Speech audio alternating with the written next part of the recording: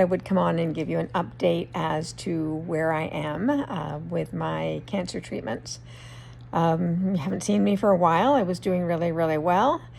I took the maintenance drug, which I think I might have said in my last post, but I only took it for about 3 weeks in June, July, because it put me into a temporary sort of heart failure.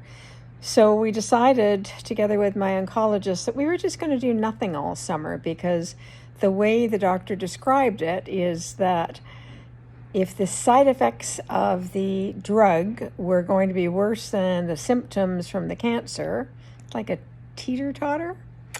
Anyway, the side effects from the cancer weren't bad. I guess the symptoms from the cancer weren't bad. They stayed away pretty much all summer. By November, I had to go back into the hospital, just an outpatient, and have my belly drained of fluid. They took just about a liter, which wasn't a whole lot. Of course, it's not a very fun experience, but nonetheless, I felt better after. And then we decided that we were going to let me just shuffle along. I wasn't feeling tremendously well, but I wasn't too bad over the month of December, because I wanted to go back to Toronto and spend Christmas with my family, which I did. But when I returned from Toronto, I was feeling pretty sickly.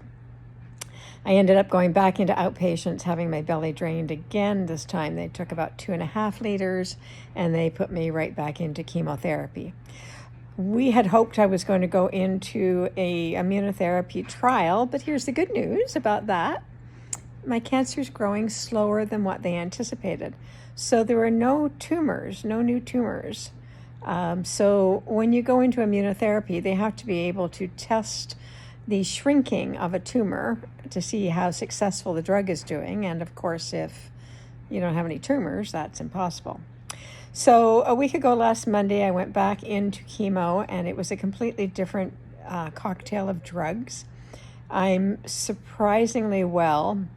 I've lost quite a bit of weight. I think that's why I look so tired. I'm down about 11 pounds and trying to eat, get stuff on, weight on.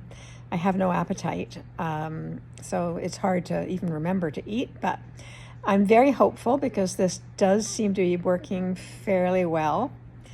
The downside is, of course, I'm not taking really any cake orders except the odd one. I haven't really done much in the way of painting because there's too much fatigue, but I'm hopeful.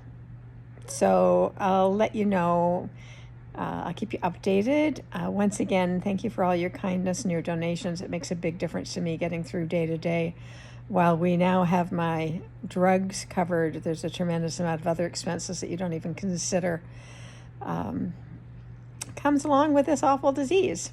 Anyhow, please take a look at my Instagram and my TikTok. I'm doing a series on chemo tips and tricks to help other people.